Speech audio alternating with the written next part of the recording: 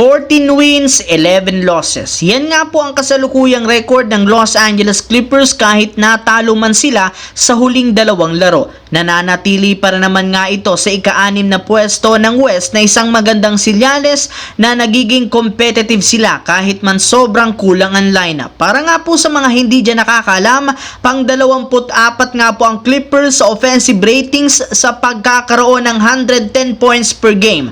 Ika-18 sa 3 points made at higit sa lahat ika-7 sa pagdating sa defensive rating sa pag-alaw lamang nila ng 109 points per game sa kalaban at lahat ng yan nagawa ng wala si Kawhi Leonard. Kaya sa inaasahang pagbabalik nito sa Clippers bago ang Christmas Day, sigurado nga pong meron silang ilalakas pa at hindi malabong umakyat pa ito pataas sa regular season. As of now, nakakasama na nga po si Kawhi sa practice ng nagdaang araw kaya nalalapit na ang kanyang pagbabalik. Samantala, isa nga po sa mga pinakamalaking storyline ngayon sa NBA ay ang posibleng pag-trade ng Los Angeles Lakers kay LeBron.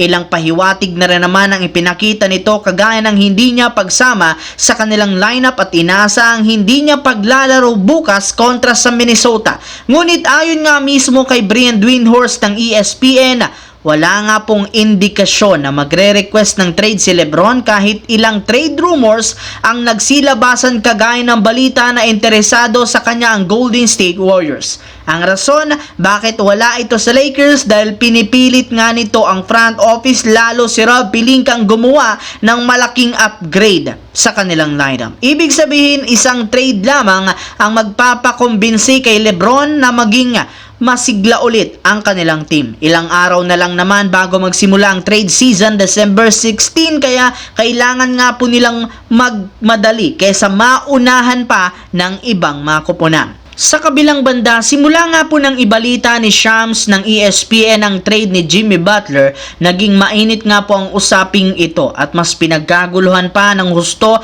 ng palagansya ng mismong agent ni Butler na si Bernie Lee nang sabihin nito na hindi daw totoo ang mga lumabas na balita tungkol sa kanyang kliyente na agad rin naman nga pong bineltahan ni Shams sa pagsabi na 1,000% sure na totoo ang lahat ng kanyang inilalabas na balita. Nagsasagutan nga po ang dalawang ito sa social media habang ang mismong team ni Butler na Miami wala man lang ginagawa para pasinungalingan ang lumabas na balita. Ibig sabihin totoo talaga na binabalakan nila itong i-trade at habang mainit ang ganitong klaseng issue, sinasakyan na rin naman ito ni Jimmy Butler. In fact, pinakulayan nga po niya ngayon ng orange ang kanyang buhok na siyang official color ng Phoenix Suns na siyang isa sa mga naibulgar na teams na interesado sa kanya. Siyempre, kung inyo nga pong titignan ang dating kulay ng buhok ni Butler, nagsisimbolo nga ito ng mga teams na nabanggit na interesado sa kanya kagaya ng Houston Rockets,